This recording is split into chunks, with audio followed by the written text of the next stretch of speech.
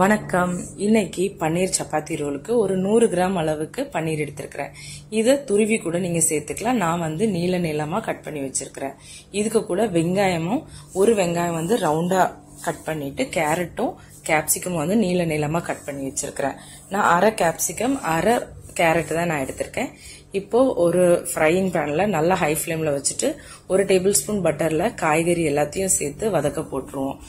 ஒரு கொஞ்சமா உப்பு சேர்த்துட்டு அரை டேபிள் ஸ்பூன் அளவுக்கு நல்ல மிளகும் காஞ்ச மிளகாத்தூளும் சேர்த்துக்குவோம். நல்லா ஹை ஃபிளேம்லயே வச்சு வதக்குங்க, அப்பதான் கொஞ்சம் நல்லா இருக்கும். ஏன்னா வித்தின் 5 to 10 மினிட்ஸ்ல இதை குக் பண்ணி முடிச்சிடுவோம்.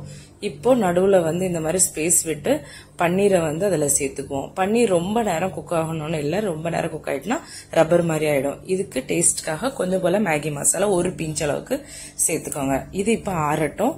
அவ்வளவுதான், ஒரு 5 மினிட்ஸ்ல அதை இறக்கிட்டீங்கன்னா போதும். இப்போ சப்பாத்தியும் ரெடி ஆயிட்டு இருக்கு. கிட்டத்தட்ட ஒரு சப்பாத்தி போட்டிருக்கேன், ஒரு சப்பாத்தி தேய்ச்சிட்டு இருக்கேன். இப்ப பாத்தீங்கன்னா சப்பாத்தி நல்லா பஃபியாவே வந்துருச்சு.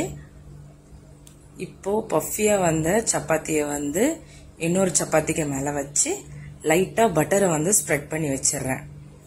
எத்தனை நம்ம சப்பாத்தி ரோல் பண்ண போறோமோ ஃபர்ஸ்டே சப்பாத்தி ரெடியா வச்சுக்கோங்க. இப்ப பாத்தீங்கன்னா சப்பாத்தி ரெடி, நம்மளோட ஸ்டஃபிங்கும் ரெடி, கூட மயோனைஸ் மட்டும் எடுத்து வச்சுக்கணும்.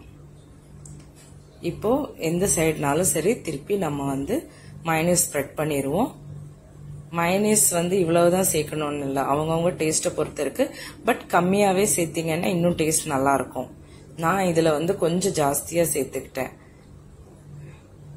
இப்போ ஸ்டஃபிங் மசாலா, நம்ம பன்னீர் மசாலாவெல்லாம் ஸ்டஃப் பண்ணி ரோல் பண்ணிட்டோம்னா அவ்வளவுதான், நம்ம பன்னீர் சப்பாத்தி ரோல் ரெடி. ரொம்ப சிம்பிளாவும் பெஸ்டாவும் இருக்கும். பிள்ளைங்க டிஃபனுக்கும் நீங்க வச்சு கொடுத்து விடலாம். தேங்க்யூ.